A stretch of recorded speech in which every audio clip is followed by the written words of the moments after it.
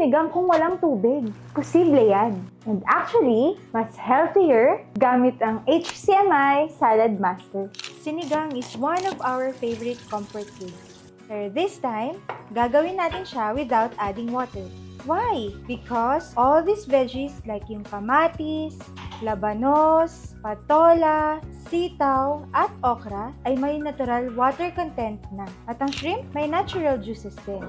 With the right cookware, you can cook using their own moisture. It's made with Science of Salad Master that seals in heat and moisture. Hindi kailangan ng dagdag tubig at mas naiiwan ng natural na lasa at nutrients.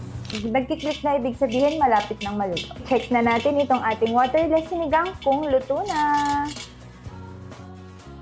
Wow! At saka lang natin ilalagay yung kalamansi kasi baka maghanap kayo, asan yung pampaasim? Ba't wala kang linagay? So, ito na po. And nag-add na tayo ng asin. Bakit nahuhuli yung ating pampaasim na kalamansi?